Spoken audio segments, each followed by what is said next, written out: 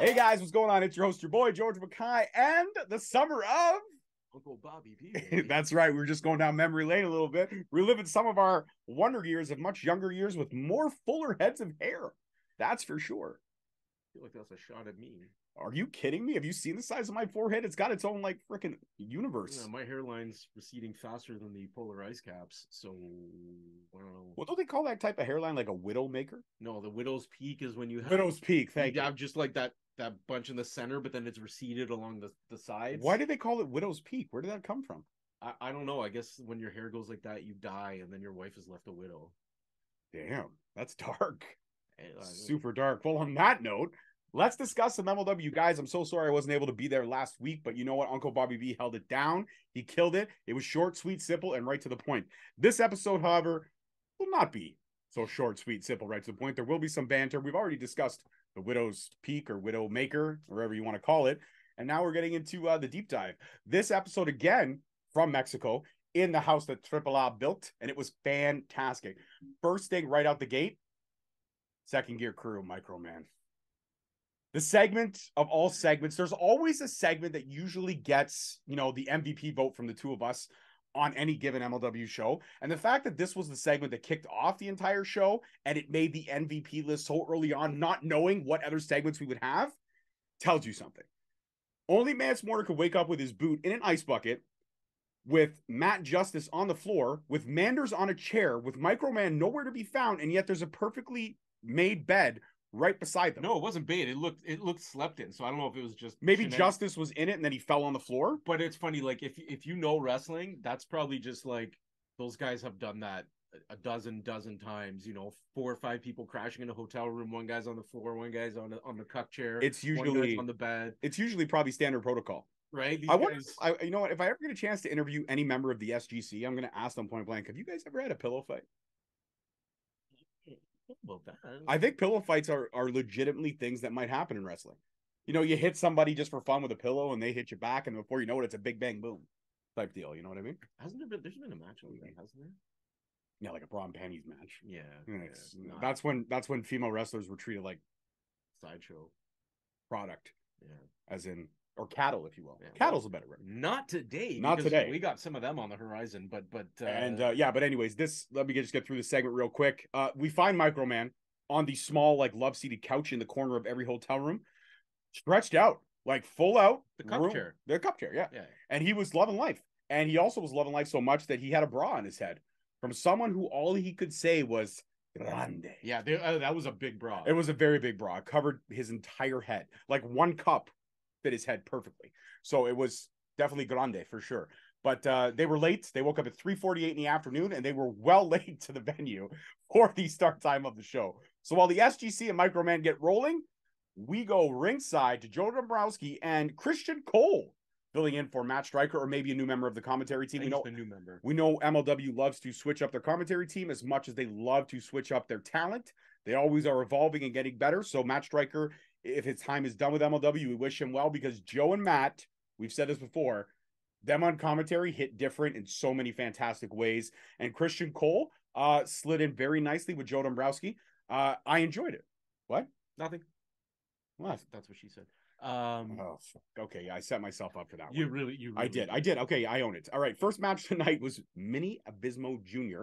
and Black Taurus versus La Rebellion, which is Mecha Wolf 450 and the one and only Bestia 666. I don't believe this was a title match. I'm not sure. I don't remember the graphics edit or not, but they are representing the NWA right now in Mexico as the NWA Tag Team Champions.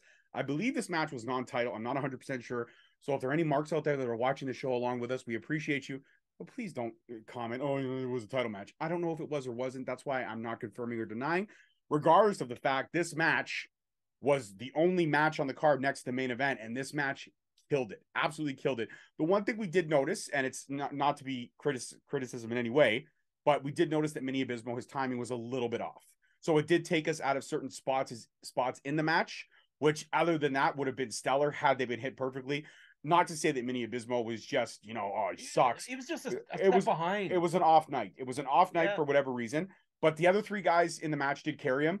I will say this, Black Taurus, the amount of times I see this guy work, it's I don't know how he walks out of the ring. with a man his size and what he puts his body through, it's amazing that he's still going strong after all these years, dealing out the punishment to himself that he does. Not to mount what his opponents do to him, but what he does to himself. Yeah. But regardless of the fact, we get a win from the champions. They retain in an epic fashion, and that last move was called Mark of the Beast. Fantastic move, fantastic finisher. These guys tag team symmetry was perfect. Mini Abysmal and Black Taurus did not have the same chemistry. They tried, but they did not have the chemistry of Bestia and Mecha Wolf. But Rob, what did you think of this match? It was a banger. Like, I was sitting there, we were sitting there watching it outside, drinking a coffee, and I was going like, man, this is one of the best lucha matches MLW's ever put on. I go, this is, and not saying something because they've had quite a few bangers. They've had a lot. I go, this is probably kind of even with, like I said, with Mini Abysmal being just a little like a step off, it wasn't that big of a deal, like the timing, but the match itself was great. Some great spots, entertaining to watch. La Rebellion at the Auditorio Fausto Gutierrez. It was a great match. I really enjoyed it, and it set the tone for the rest of the night, because we'll get to the main event when we get to it, but needless to say, it was even better than this one. Absolutely lived up, and not surprising, again, not knowing what we were going to expect, this being the kickoff though. And again, MLW always starts off with a hot match. It's always fantastic, and this match was, again, not to criticize Mini Abysmal in any way, just to step off. A couple spots that would have been spectacular were so, and only because of just a little, everybody has an off day. I have an off day. Rob has off days. By the way, your Spanish is, I don't know if I'm saying this right. I don't know if I'm using it right, but I'm going to use it because I feel that it's right. Spanish is muy caliente. Muchas gracias, amigo. Did I use it right? I don't know. I don't speak Spanish. Perfect. I don't know either. But the fact that you announced that the whole arena thing, that was done. MVP goes to you. And during that match, we did get some breaking news from a rather frustrated and angry Joe Dombrowski. Taya Valkyrie was supposed to defend her title against Delmi Exo and somehow got the match scrapped. Apparently, she called in a couple favors from some shady promoters. We're going to hear from Delmi later on in the show. But yeah, Joe Dombrowski, very, very vocal and frustrated about this. Actually, when the news broke, all you hear is him say, "Oh, come on." And I thought he was talking about the match for a second. Then the graphic came up and he's like, "She found a way to do it again." It was very Gorilla Monsoonish. Very much so. That's a supreme compliment. Yeah, it was very monsoony. I love Joe Dombrowski. The dude's a gem. We both do. He's a fantastic human being. We've had him on the show, go through the MLW Rewind archives for that. It was a kick-ass interview. We hope to get him back on the show very, very soon. Now, we cut to the merch table. Yeah. And at the merch table, we've got Jacob Fatu there, signing autographs, selling shirts. We got Willie Mack there, signing autographs, selling shirts, also selling some Cesar Durant collectibles from his own personal collection. That's right. Willie Mack selling Cesar Durant's personal collection that he liberated from said personal stash last week on the show. There was like a bottle of tequila. There was a book of some kind. There was a skull candle. There was a lot of cool stuff. And there were some people who were unhappy about this illegal selling of stolen goods. And that was Sam Adonis, John Hennigan, and Taya Valkyrie. That's right. See these little Azteca lucha, if you will. They were unhappy. They came up to the ring and they asked Willie straight up, they said, "Who gave you the right to sell these?" And Willie said, "Hey, man, they were liberated. I'm selling them for my own personal gain. I'm not selling them to make a profit. It's going right into my pocket," which is funny because the profit is there because he didn't pay for any of those items. Yeah, but how do you know Cesar paid for them? They This could have is been true. ill-gotten gains. And when you are... So what are you saying? You're saying you have no recompense. I mean, you... So is Willie Mack the Robin Hood of MLW? Stealing from the rich to sell to the poor? In a way? Well, I believe if it was Robin Hood, he'd be giving to the poor. Yeah, exactly. That's why I said selling to the poor, because Willie's got to make that green any way he can. Yeah, no, he's kind of more like I don't know like Black Cat. Okay. Stealing from the rich to sell, just personal gain, which is not an insult. Like, hey, steal from the rich. Listen, we already know that Jacob Fatu and Samoan SWAT team have done this before. We all remember the fantastic segment that was the Samoan Chop Shop. So we do remember that. That was a great segment. But Willie, not scared of all. John Hennigan get right up his face, says, "Do you know where CD is? Do you know where he is?" You know what Willie says? "I might know. Give me a shot at that title. I might tell you." Taya Valkyrie says no right away, but John Hennigan, infuriated, says, "You're on. I'll see you ringside." And at that point, Sam Adonis grabs whatever items have not been sold yet to take them back to make sure that CD gets his his ill-gotten gains, if you will, because we don't know if they were purchased or stolen by CD. So he will get his property back whenever he returns from wherever the hell he went and whoever kidnapped him.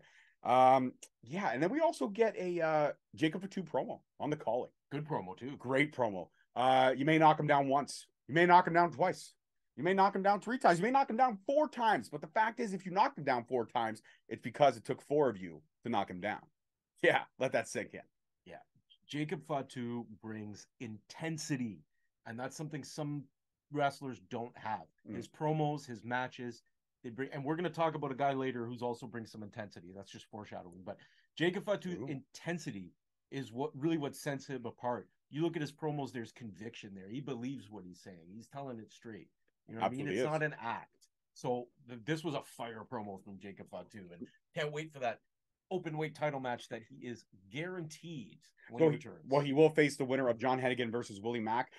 Fingers crossed, we're hoping it's Willie Mack because they had a banger of a match without a title. Could you imagine what the match would be with a strap on the line? Fight, baby. It absolutely is. And the fact is, he's basically saying his shot is coming. He knows it.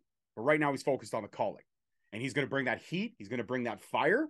And all you did, Rickey Shane Page, AKIRA, Raven, all you did was wake him up. And that's a bad thing to do. So the calling, y'all better have your head on a swivel because the head of the Samoan SWAT team now has you guys clearly in his sights. Oh, you see what I did there? SWAT team sights. You see what I did there? I thought that was pretty clever. I thought that was pretty clever. I did. And then we get a BOMAYE impromptu interview / promo because it was started off as an interview, turned into Alex Kane shooting on the dirt sheets. That's right. Alex Kane and Mr. Thomas in the back just kind of shooting the shit. Sam Latourna gets in between both of them to do only what she can do best is try to get the real information. And Alex Kane looks at her and says, you know what? The dirt sheets talk a lot of shit. Dirt sheets talk a lot of smack. Everybody wants to know. You want to know. Everyone wants to know. The MLW fans want to know who is funding the BOMAYE Fight Club. Who is the money man or woman? Well, July 8th, you will find out. That's right. At Never Say Never, you will find out because these half-truths, they have to stop. So you will find out who is bankrolling BOMAYE. And that's on BOMAYE. On BOMAYE. It's on BOMAYE. And at that point, they get Sam Latourna in the action right before they walk away and leave Sam Latourna hanging without getting any of her questions answered, which they do so much to her. Poor Sam, she tries. She really does try to get Alex Kane to give information, but Alex Kane always playing his cards very, very close to the chest. And I mentioned earlier on the show, Delmi Exo, the Goddess Queen, she is giving a promo. Pretty much tells Sam Latourna she's unhappy. Of course, Taya found a way to call in her favors from the shady promoters out here in Mexico and got this match stopped.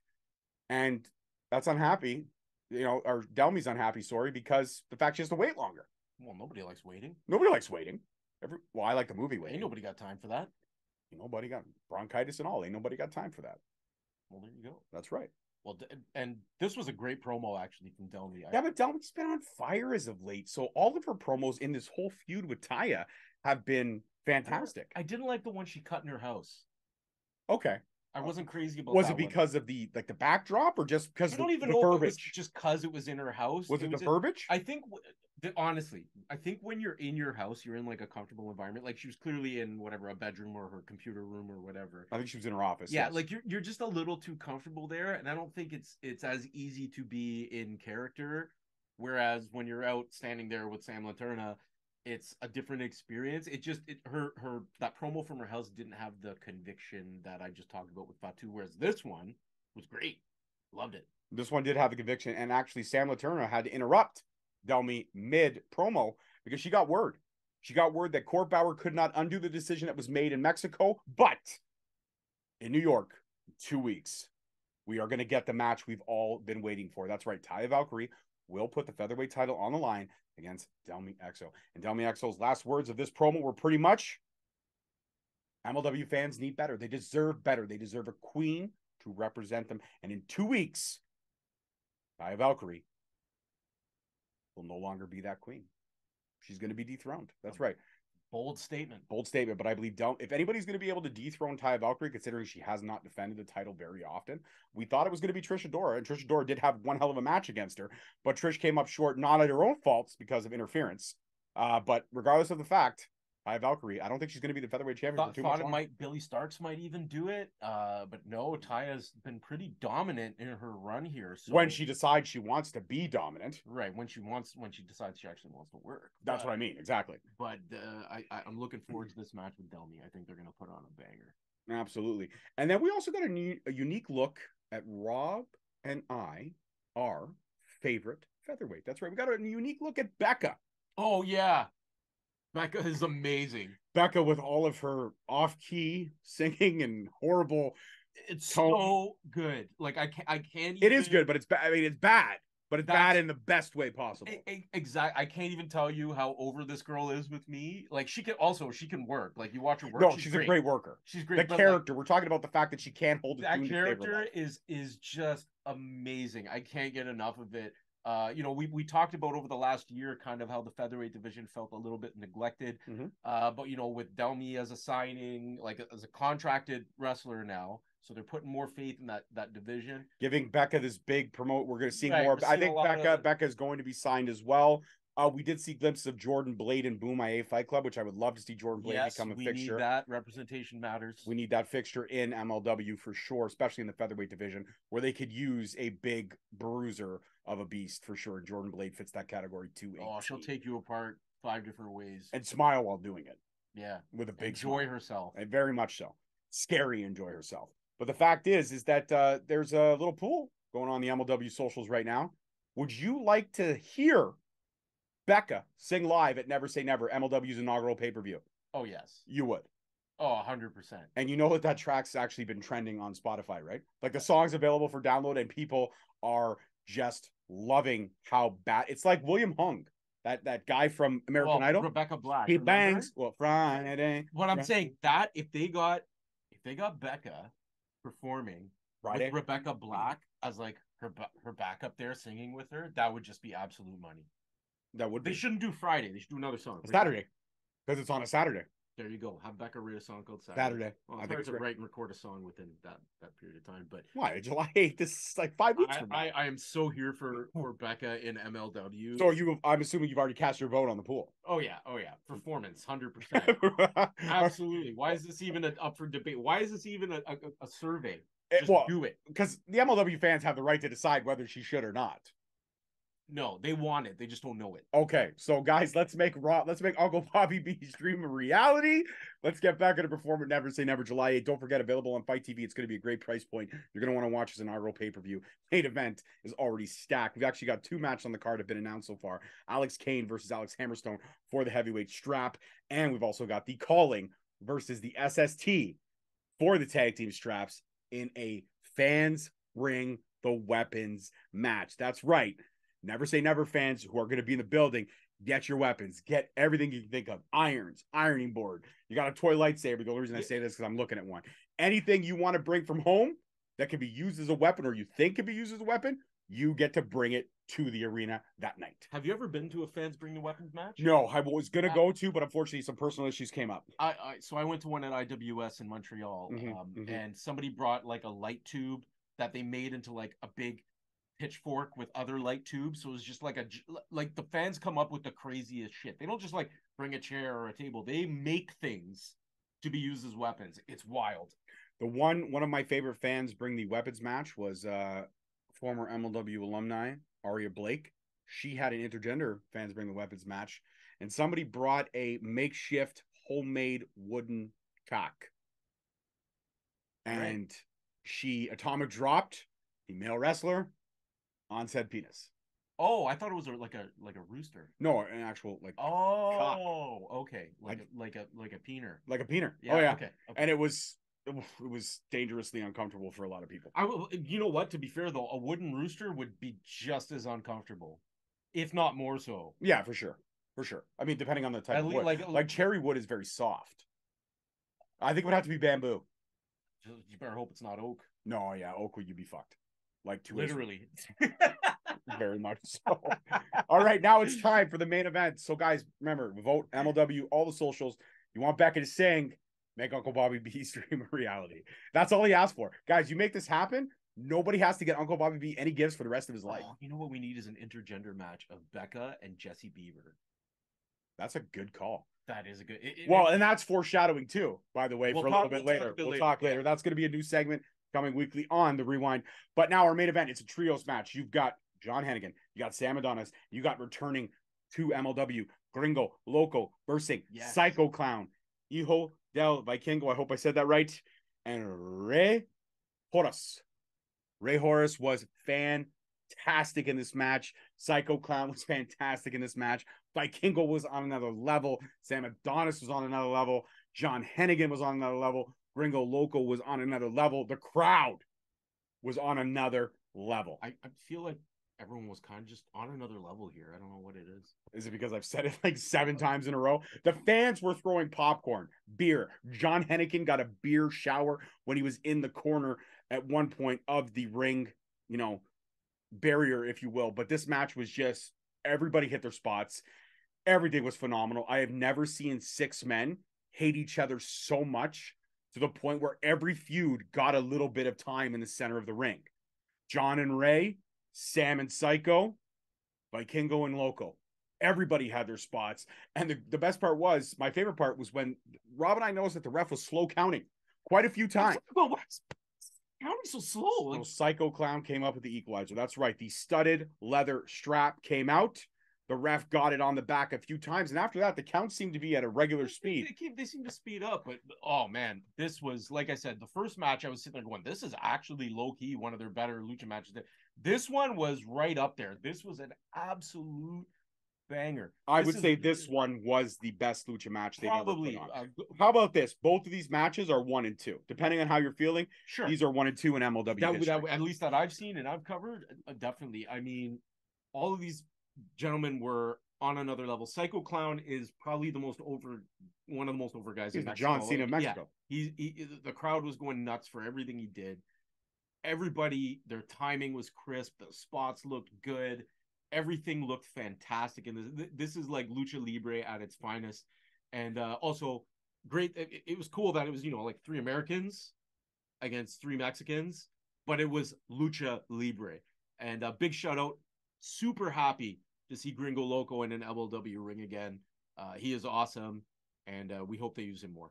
Absolutely, guys. If you want to know what his thoughts on MLW are, go through the Straight Talk Wrestling archives, because your boy sat down with Gringo not too long ago. And we actually did talk about MLW and how Core Bauer needs to bring Gringo back. But regardless of the fact, Psycho Clown hits the tightrope, red code, if you will, or code red, whatever you want to call it. He hits the tightrope, and boom, boom, boom, 1, 2, 3. Psycho Clown, Vikingo, Rey Horus win this match. And it was just, again, a banger of a match. 15 minutes of excellence. That's 15 minutes bell to bell, not entry. If you want to add entrances, 20 minutes. Yes. The final 20 minutes of this week's show was just that match. So it was fantastic. The only thing I would say is that Sam Adonis, I love you. That 250, because you can't hit the 450, and the fact that you still missed the 250 was absolutely fantastic. Amazing. Sam Adonis versus Psycho Clown has that fight forever feel, and I'm here for all of it. Oh, and by the way, Sam, I hope you've iced your balls when Psycho Clown put that chair right between the tatas and hit it. That sucked. That absolutely sucked. But how about Vikingo and Gringo? I think they stole the show with some of the movesets that they threw together. They were incredible. And the thing with Lucha Libre too is like it's to break kayfabe, sorry. It's not just the guy executing the move, it's the guy receiving the move. 100%. Like, you both have roles to play, and your timing and your execution makes a big difference. It doesn't matter. It could be Rey Mysterio, but if he's against a guy who doesn't know how to take it properly, it's going to look like shit. And all of these guys looked amazing. Everybody was just spot on. I can't put this match over enough. Everybody was on another level. Yeah. And speaking of putting over, we got a new little segment we're working in here. That's right. At the end of every show, we will announce 2 wrestlers that MLW should be watching. We are calling the ones MLW should watch. I'm going to let Uncle Bobby B go first. Well, I'm actually, if you're watching this on video, you can see the shirt I'm wearing. If you're not, it's Young Jay Lee. Mm-hmm. Young Jay Lee is a young kid. I think he's about 22, 23 years old. Mm-hmm. Works out of Buffalo. He's one of the he's one of the Grapplers Anonymous guys. So he's been trained by guys like Puff and the Blade and all that stuff. All the Buffalo boys, Kevin Blackwood, et cetera, et cetera. He is young. He is amazing for his age. Tons of talent. Hits hard as hell. Really enjoy watching this guy work. He's getting booked a lot up here in Canada, so he's certainly on the rise. And I think he fits the MLW mold. So definitely somebody they should keep on their radar. Absolutely. He definitely would slide right into that middleweight division fantastically. And my pick, we foreshadowed both of these picks pretty much earlier on the show if you're paying attention. But my pick is none other than Canada's greatest wrestling pop star. That's right, Jesse Bieber.